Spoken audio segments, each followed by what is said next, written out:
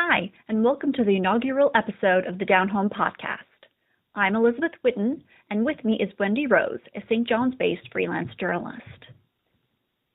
In the February issue of Downhome magazine, Wendy wrote Young Hustlers, a story about three millennials who are trying their best to make a living in our province. Okay, thanks for joining me today. Let's dive in. What makes someone a millennial?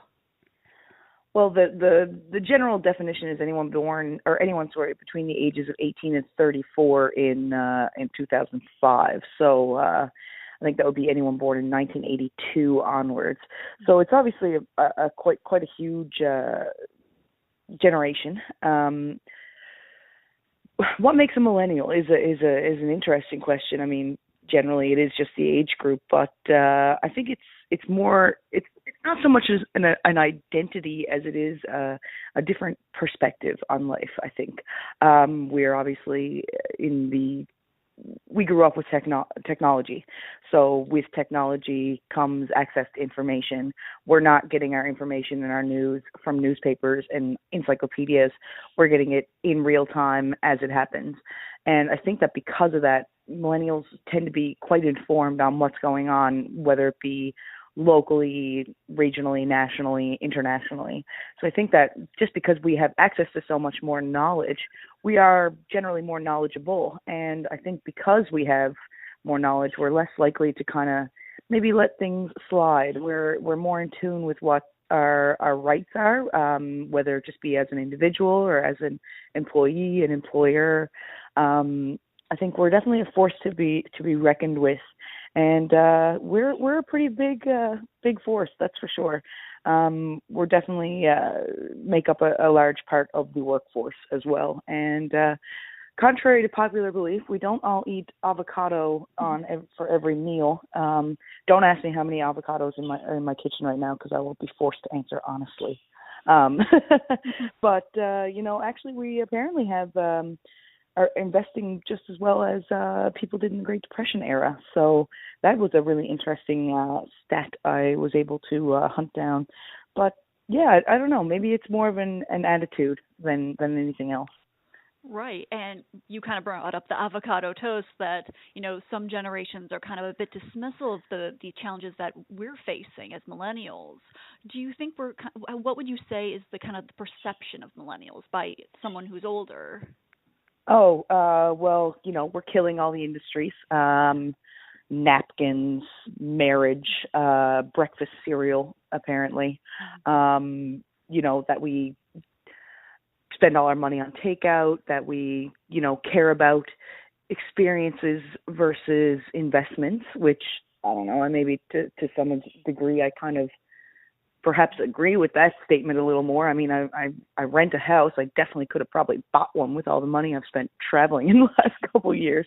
I think people think we're selfish. I think people think we're coddled. But I don't think that's the case. Basically, I think a lot of people's attitudes about millennials are formed by these kind of sensationalized articles bashing the demographic.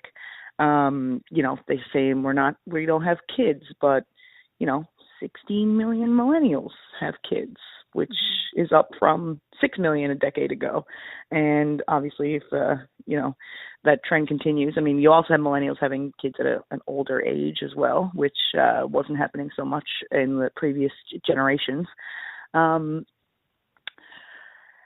mean, there's definitely some really strange preconceived notions about this age group that apparently also I read this earlier, that we're the most high maintenance in the workplace.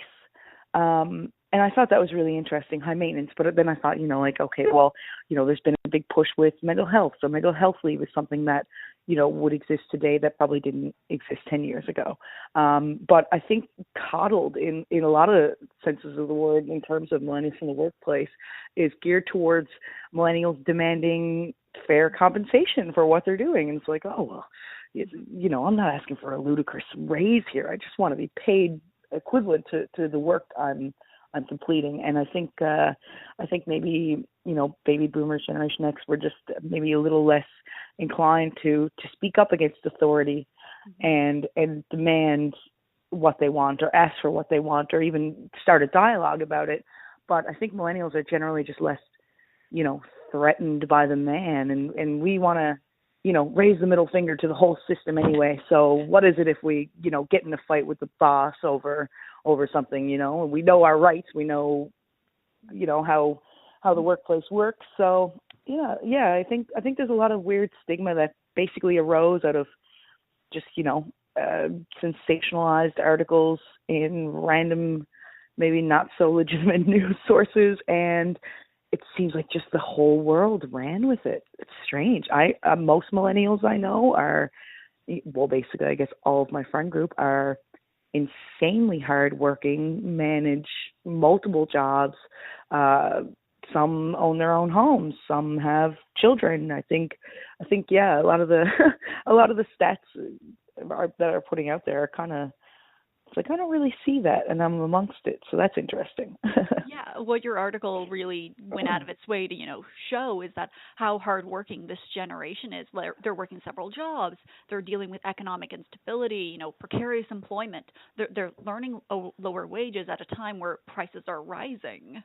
And, they don't just want a job that they work 9 to 5. They go in, they clock out. We grew up being told, like, your job should be meaningful, it should be fulfilling. And the people you spoke with, they're trying to be, self-employed. They're starting businesses. They're working several businesses. They're musicians. Oh, yeah. And, what's interesting here, in Newfoundland is, I think, so many people are involved in the arts. You have your men and women who, drop the business suit and head to the bar to play the gig that they're scheduled for that night. And then, you have the rapper who works at a bank, and you know what I mean? I think we're very versatile, not just in our employment, but in our interests as well. So I think, but I mean, of course, unfortunately, to make a go of it, you kind of have to be all over the place here.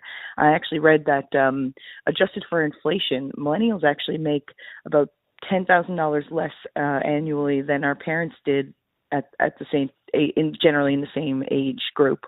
So I thought that was really interesting. $10,000 is a big leap in a year. What you do when you make $20,000 a year versus what you do when you make $30,000 a year. That's a huge world of possibility. But I don't know if people are so concerned with looking at the bottom line as they are with, kind of living in the present. I don't know. Maybe there's a Buddhist element to millennials or something.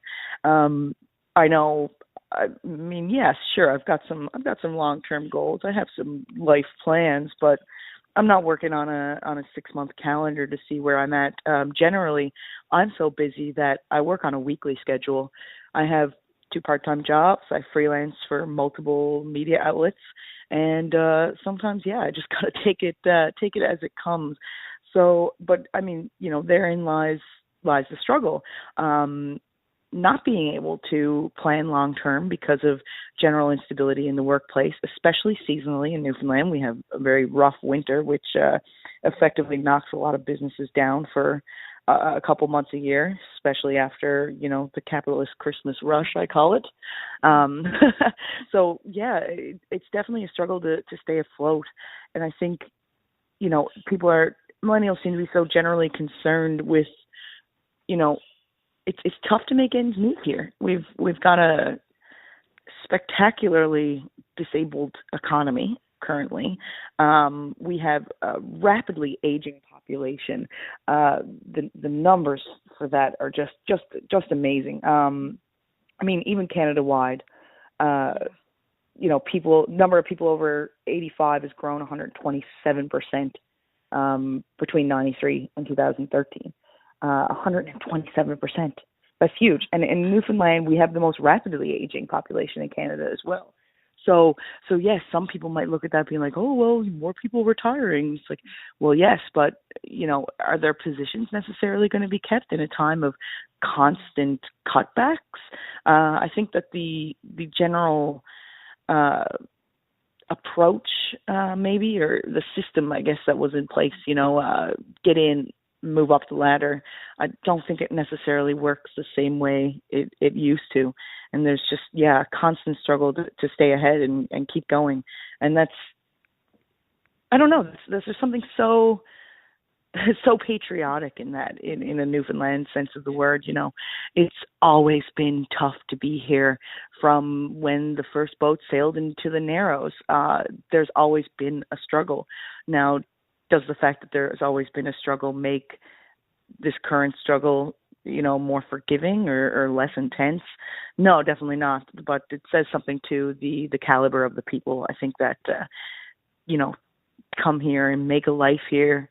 You got to be ready to put up with whatever gets thrown your way, because you're on a rock out in the Atlantic, and it's hard to leave too. Yeah, because the three people you interviewed for Young Hustlers, two of them had left and it didn't work out, and they came back home, and another one is kind of like waffling, like it's not off the table going to the mainland.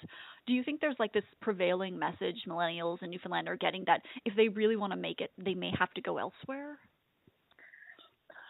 I thought that for a little while, but the more I converse with people my age, the more I find that it doesn't seem to be the case. It doesn't seem like a lot of people are leaving. I mean, obviously, in some cases, it happens out of absolute necessity, especially in specific trades or areas. But I was born here. I grew up here, and I still have a good chunk of my childhood friends still live in this general area. Now, some have gone away to school, some have gone away to live, some have come back, some haven't. But I still think there's a very strong amount of people who have remained here. And and like you said, leaving and coming back is interesting. Dave, as mentioned in the article, Dave Whitty, local musician, and Tanya Wang, local store owner, they both did that. They both went to Toronto. They stayed for a little while, and they came back. Now, I mean, of course, Toronto is a huge city. One can assume there is more opportunity there, but maybe not the right opportunity. So back to Newfoundland we go. Shane O'Reilly, plumber and artist, also mentioned in the article, he, like you said, hasn't put leaving off the table, but he's open to ideas. I think Shane is maybe thinking a little more broad, like whatever's best for my future. But at the same time, he also mentioned that he's got nieces here. He'd love to see them grow up. And I think, the familial connection and the community vibes we have here, I think will glue a lot of people to the province. What also, I always loved this. I need to pick up one at Fogtown Barber and Shop down here in downtown St. John's. They have an amazing hat and patch that says "Love it or leave it" with the Newfoundland flag on it, and it's amazing how many young people I see wearing that. It's there's a very just strong sense of community here, and as we can see with the revitalization of small rural areas, and just the new ideas that the fresh blood are pumping through Newfoundland, I think it's going to be interesting. What's going to happen here in the next 10 years, and hopefully I'll still be here to watch it unfold.